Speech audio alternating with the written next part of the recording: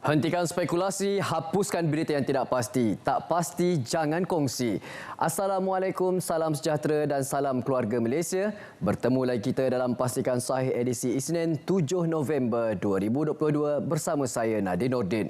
Berkempen juga, jangan lupa untuk patuhi segala undang-undang yang telah ditetapkan semasa berkempen. Pastikan di waktu berkempen ini, anda menyemak sumber berita yang anda terima di media sosial adalah daripada sumber berita yang sahih. Layari laman sesawang sebenarnya.my untuk mendapatkan kepastian sesuatu berita atau maklumat. Kita mulakan dengan segmen sahih.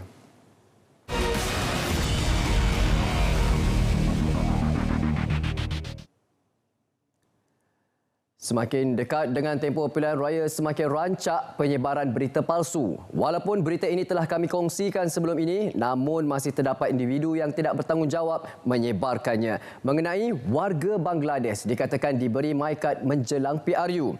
Untuk makluman, menurut kenyataan media Jabatan Pendaftaran Negara JPN, merujuk kepada dakwaan yang tular di media sosial dan aplikasi WhatsApp di mana kononnya ramai warga Bangladesh diberikan MyKad menjelang pilihan raya. Pihak JPN ingin menegaskan bahawa dakwaan tersebut adalah tidak benar sama sekali. Sebaliknya, MyKad hanya dikeluarkan kepada individu warga negara Malaysia yang layak sahaja berdasarkan peruntukan perundangan. Pihak JPN juga menjelaskan bahawa paparan MyKad yang ditularkan dan dibawa milik warga Bangladesh adalah tidak benar. Sebaliknya, beliau adalah seorang warga negara Malaysia yang sah. Beliau telah diambil sebagai anak angkat secara sah dari sudut undang-undang dan dibesarkan oleh satu keluarga Cina sejak dari lahir lagi.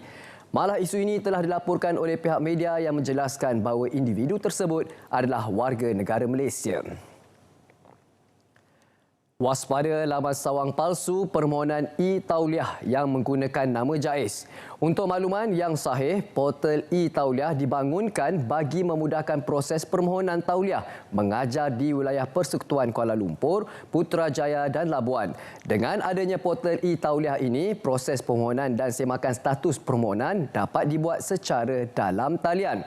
Portal ini juga memaparkan maklumat mengenai semua kategori pemegang tauliah bagi memudahkan agensi kerajaan, swasta dan masyarakat memilih dan mencari penceramah di wilayah persekutuan yang bersesuaian untuk dihubungi secara langsung. Namun, menurut Jabatan Agama Islam Selangor JAIS, menafikan bahawa permohonan tauliah mengajar melalui pautan www.nudisoft.secureglobalexcess.com adalah bukan daripada jabatan tersebut. Mohon jangan layari laman sesawang ini kerana ia mungkin taktik skamer untuk mencuri maklumat peribadi anda. Masih terdapat lagi rakyat Malaysia yang terpedaya dengan maklumat ini, iaitu pihak KKM memperakui produk makanan gantian ubat. Menurut Kementerian Kesihatan, KKM menegaskan bahawa pihaknya tidak pernah memperakukan mana-mana produk atau makanan yang boleh menggantikan ubat-ubatan. Pihak KKM menerusi Facebooknya memaklumkan ia termasuk insulin untuk merawat diabetes dan mengawal gula dalam darah seperti didakwa oleh sebuah portal baru-baru ini. Menurut KKM, tindakan itu tidak bertanggungjawab dan gambar yang digunakan telah diubah suai daripada laman sesawang portal myhealth.gov.my bagi tujuan mengirukan orang awam. Pihak KKM menyeru agar masyarakat tidak mudah terpedaya dan terpengaruh dengan kenyataan dan portal yang tidak diketahui kesahihannya. Adakah anda menerima atau terbaca maklumat ini di media sosial berkenaan satu kenyataan yang mengatakan bahawa PRU15 mungkin akan dibatalkan sekiranya kes COVID-19 meningkat? Perhatian semua, pihak KKM ingin memaklumkan bahawa caption berkenaan yang telah diterbitkan pada 4 November 2022 iaitu Jumaat di laman media sosial Facebook My News adalah palsu dan tidak mencerminkan situasi sebenar serta boleh menimbulkan kekeliruan dalam kalangan masyarakat. Mohon hentikan penyebaran berita palsu ini dengan keadaan segera sebelum anda dikenakan tindakan atas penyebaran berita palsu. Baik, kita ikuti kenyataan media Ketua Polis Daerah Timur Laut berkenaan tular di laman sosial gambar kereta peroda MPV Polis dikunci tayar. Pihak polis telah mengesahkan insiden ini dan terdapat kesilafan di pihak Berbadanan Pengurusan dalam memberikan arahan kepada pengawal keselamatan yang bertugas dan telah menerima surat permohonan rasmi oleh Jawatankuasa Penduduk bersama pihak Perbadanan Pengurusan Pangsapuri. Pihak polis berharap agar perkara ini tidak akan menjadi pertikaian awam secara berterusan kerana pihak yang bertanggungjawab telah sejujurnya mengaku dan membuat permohonan maaf atas kesilafan ini. Makluman kes viral pergaduhan di padang bola yang melibatkan dua pasukan bola sepak di Saujana Putra Kuala Langat. Pihak polis telah menerima satu laporan polis yang menyatakan beliau telah dipukul oleh dua orang lelaki semasa berlaku pergaduhan di padang bola tersebut. Kejadian berpunca akibat pihak pasukan lawan tidak berpuas hati dengan keputusan perlawanan. Sepasukan pegawai polis telah membuat tangkapan 5 lelaki dan merampas 5 buah telefon bimbit serta SIM kad di kawasan Banting dan telah mengenal pasti suspek yang terlibat. Suspek telah direman selama 1 hari dan ditahan di lokap Balai Polis Banting. Suruhanjaya Komunikasi dan Multimedia Malaysia SKMM mengingatkan orang ramai berwaspada dan jika telah menerima khidmat pesanan ringkas SMS daripada ID penghantar GOV yang kini tular di media sosial. Dalam kenyataan, SKMM berkata SMS penipuan itu menggunakan nama organisasi MySejahtera yang memberitahu pengguna bantuan khas kewangan telah dikreditkan ke akaun Touch and Go e-wallet mereka. Orang ramai diminta sentiasa berhati-hati dan menyemak sebarang kandungan SMS yang disyaki palsu dengan cara menghubungi organisasi terlibat. Berhati-hati dengan iklan penipuan di media sosial. Helah skamer sentiasa berubah-ubah untuk menipu anda. Saksikan pesanan mesra ini.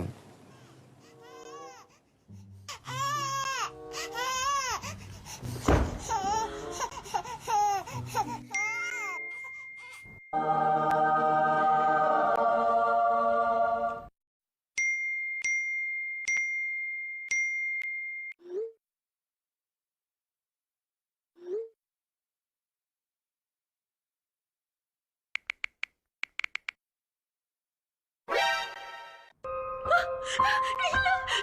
Ya Allah, duit hilang. Macam itulah duit senang-senang hilang dari akaun. Kecoh gila pasal Mid Cleaning Service app, lepas tu IPTV, esok lusa boleh jadi servis aircon murah. Dah lepas tu pula nikah online murah. Ini semua cara scammer nak memperdayaikan kita. Kalau korang perasan, semua ni bermula dari luar sistem perbankan. Senang cerita cara scammer dapatkan duit korang, sama je. Scammer akan trik korang untuk revealkan maklumat perbankan. Itu je. Penat-penat dapat gaji dari bank datang kepada scammer kembali. Nak tahu apa langkah berjaga-jaga? Let's go. Cek pautan laman web dengan betul. Tengok betul-betul, kadang-kadang tu nampak je sama tapi tak serupa. Online banking site ada paparkan ciri keselamatan untuk beri amaran kepada korang. Ada foto, ada frasa unik dan sebagainya. Kalau tak ada, dah stop. Tak payah teruskan transaksi tu. Jangan buat transaksi melalui public wifi. Yang free-free tu semua, ini memang sangat-sangat tak digalakkan. Jangan download apa-apa pun dari saluran bukan rasmi. Yang paling kena hati-hati sekali, link dari SMS. Jangan tekan.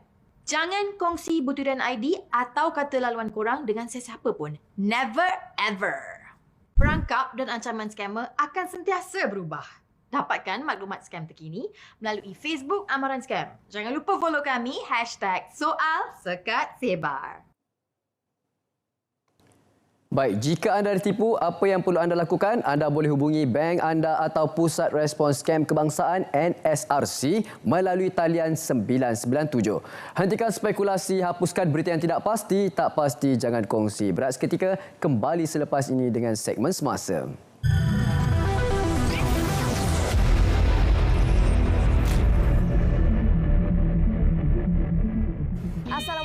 Apa khabar semua? Beri saya 1 minit untuk #Fakta PRU.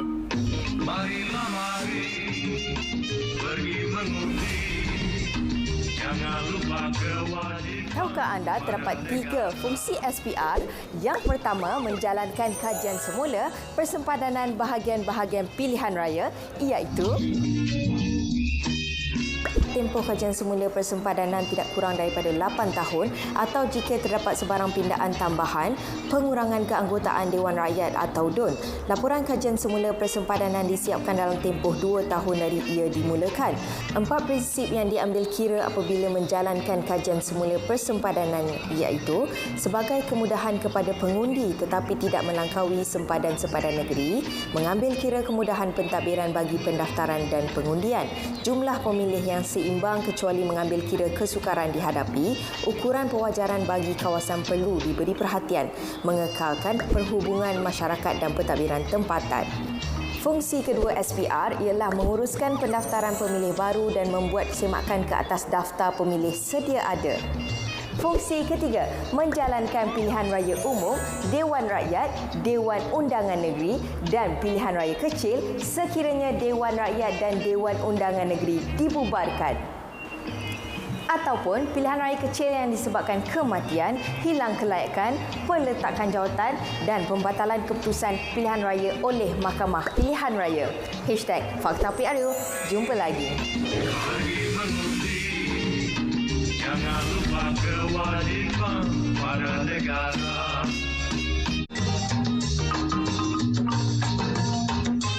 Malaysia menjadi impian kita semua pastinya yang terbaik untuk masa depan negara. Negara yang bakal kita warisi kepada anak cucu kita.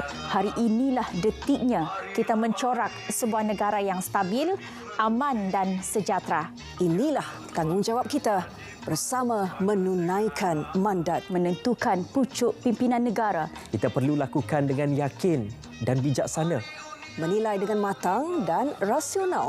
Tanggungjawab di bahu kita. Dan kita perlu lakukannya bersama.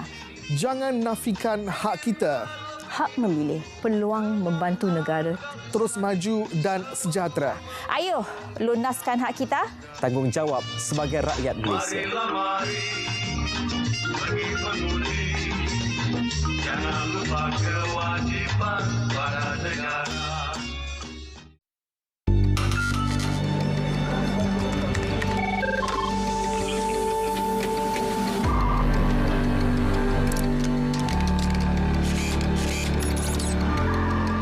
Telah menetapkan tarikh-tarikh penting seperti berikut.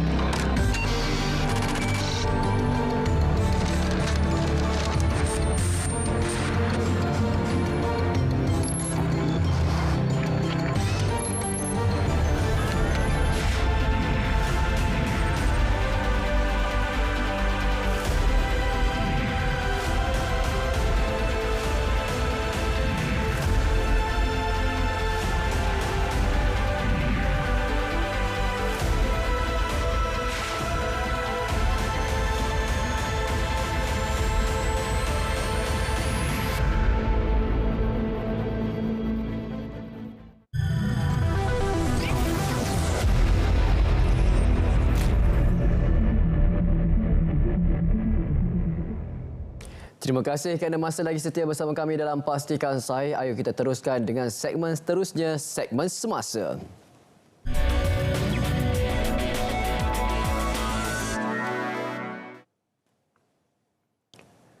Calon-calon parti bertanding dalam pilihan raya umum ke-15 PRU 15 diberi ruang yang secukupnya dalam pelaporan media kerajaan dan swasta.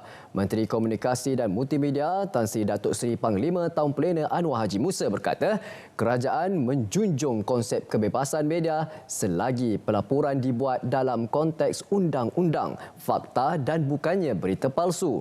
Ini berikutan beliau menerima beberapa aduan dan kekeliruan yang dilontarkan setiap hari kepadanya mengenai pelaporan beberapa stesen penyiaran yang membuat siaran kepada parti bukan kerajaan. Bagi media agensi kerajaan, beliau berkata medium itu juga berperanan menyalurkan sumber berita berkaitan dengan government of the day. Bagaimanapun, mana-mana premis dan aset kerajaan tidak boleh digunakan atas nama parti politik. 2,200 rekrut TDM diberi pelepasan cuti untuk mengundi. Seramai 2,200 rekrut Tentera Darat Malaysia TDM diberi pelepasan cuti untuk pulang mengundi bagi Pilihan Raya Umum ke-15 PRU15. Rekrut terlibat digesa agar melaksanakan tanggungjawab untuk mengundi. Tapi kita cakap dengan orang, laksanakan tugas kamu sebagai pengundi.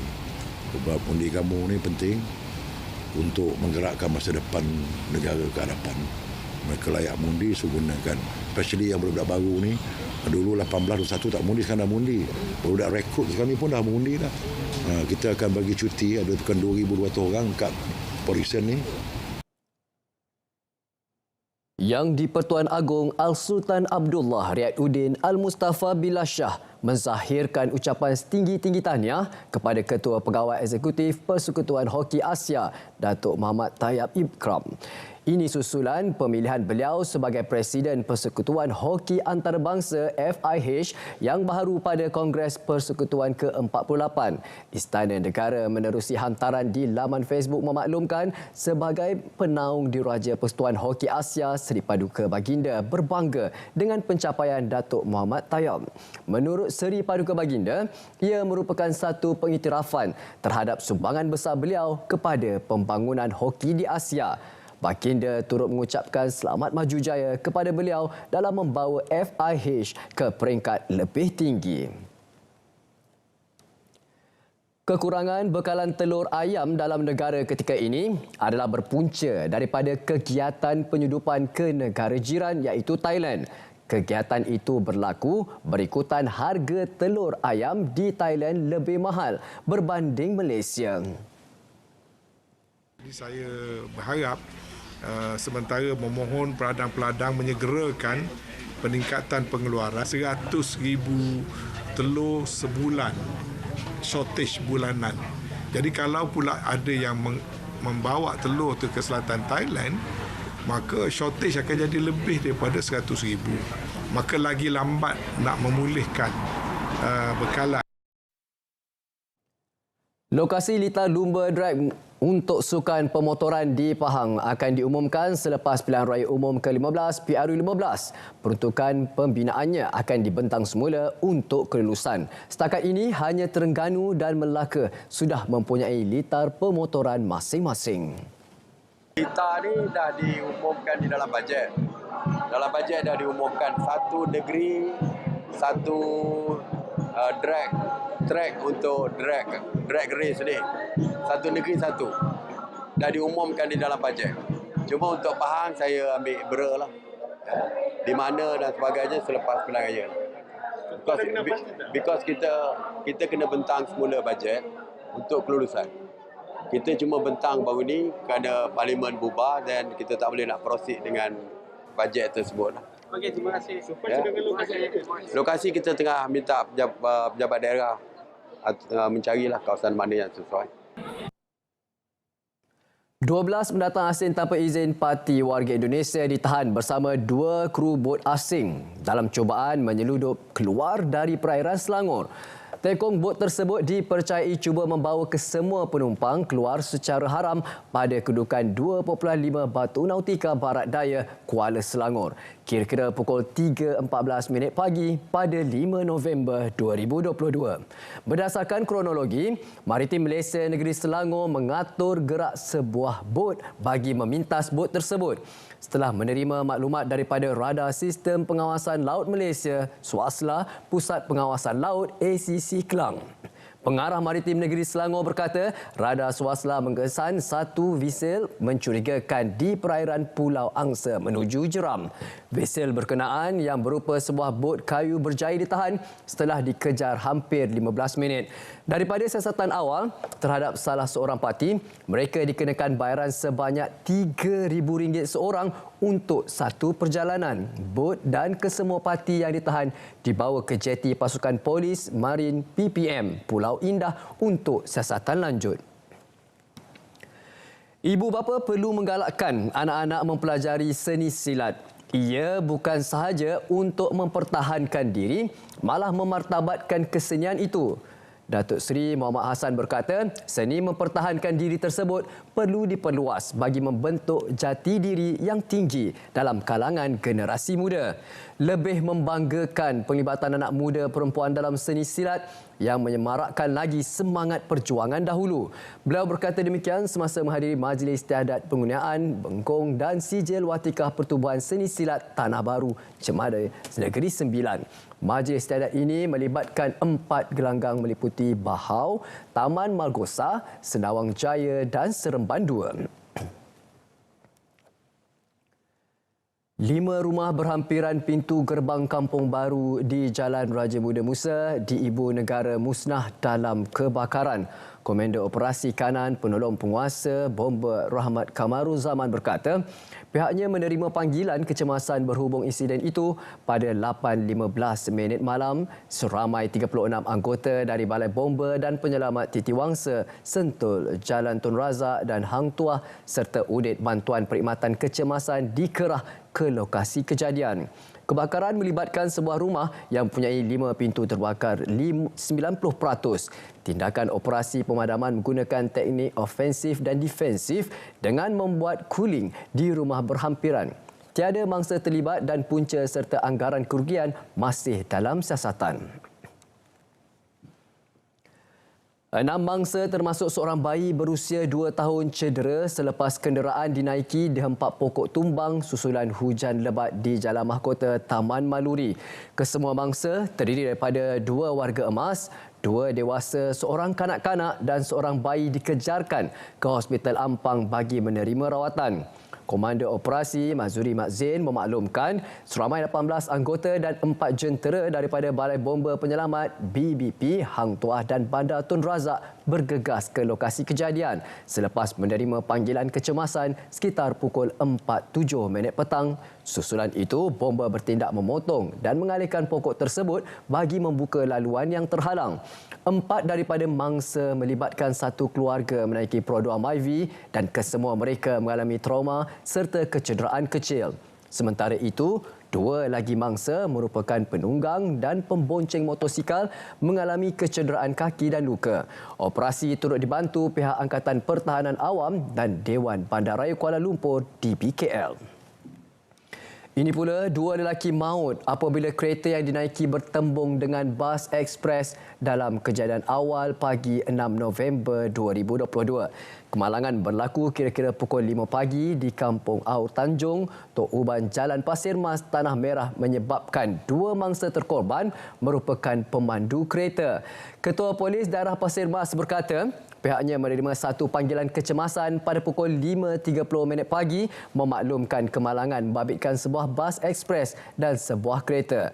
Hasil siasatan awal melalui rakaman percakapan dan rakaman dashcam, bas tersebut mendapati mangsa yang menaiki kereta dalam perjalanan hilang kawalan lalu bertembung dengan bas ekspres dari arah bertentangan.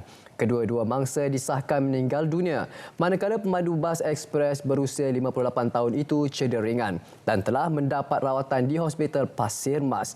Jelas beliau, punca kemalangan berlaku disebabkan kecuaian pemandu kereta yang memandu secara cuai sehingga menyebabkan kematian. Pastikan saya berat seketika, kembali selepas ini dengan segmen yang terakhir, segmen notifikasi. Jangan ke mana-mana.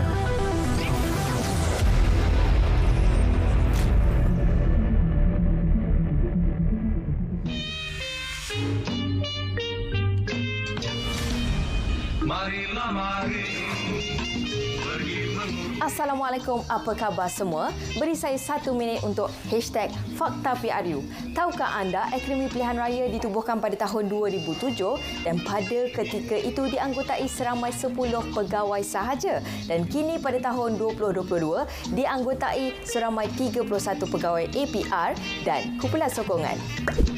Objektif utama penubuhan APR adalah untuk meningkatkan pengetahuan dan kemahiran warga SPR, petugas-petugas pilihan raya, parti-parti politik dan pihak-pihak yang terlibat secara langsung dalam pengurusan pilihan raya selain meningkatkan kesedaran pentingnya penglibatan pilihan raya di kalangan masyarakat. APR juga menjadi platform bagi berkongsi dan mendedahkan tentang pendidikan pilihan raya kepada masyarakat umum, khususnya pelajar sekolah, mahasiswa dan pelbagai lagi. Terdapat 4 unit subdivision di bawah naungan APR, antaranya program pengurusan latihan, program pendidikan pengundi, program pengurusan strategik dan pendaftar.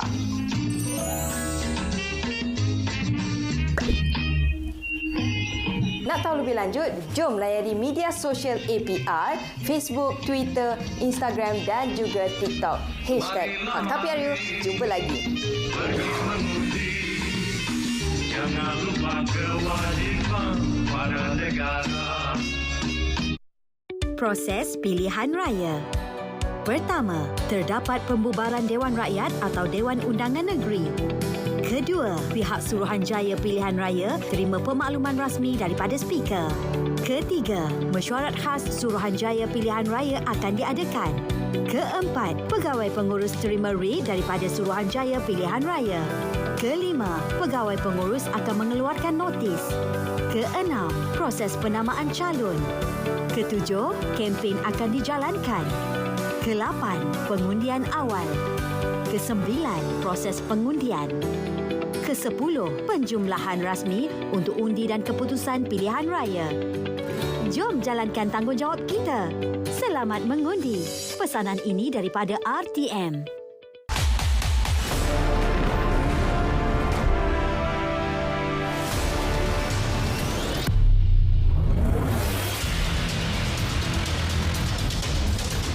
Lebih 21 juta pengundi bakal melunaskan tanggungjawab mereka dalam menyuburkan demokrasi negara.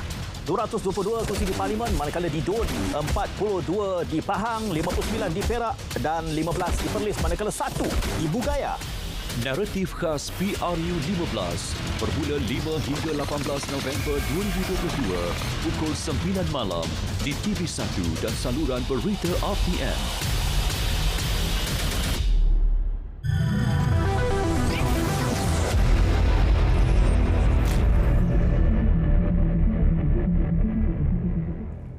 Kembali lagi bersama kami dalam Pastikan Sahih. Ayo kita teruskan segmen yang terakhir, segmen penutup iaitu segmen notifikasi.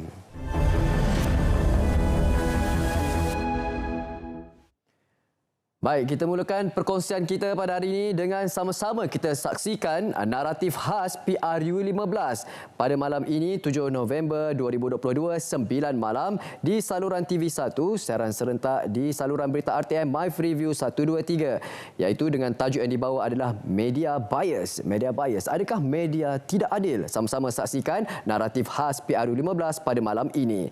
Seterusnya, Untukmu Malaysia dengan tajuk yang dibawakan pada hari ini Serumpun Bak Serai Sesusun Bak Sirih bersama dengan dua pengacara kita iaitu Hafiz Dawson dan juga Mio Adelan iaitu di TV1 pada malam ini 7 malam di saluran TV1. Hentikan spekulasi, hapuskan berita yang tidak pasti, tak pasti jangan kongsi. Jangan lupa untuk saksikan Pastikan Sahih setiap hari Isnin hingga Jumaat pada pukul 3.30 petang di saluran berita RTM My Freeview 123.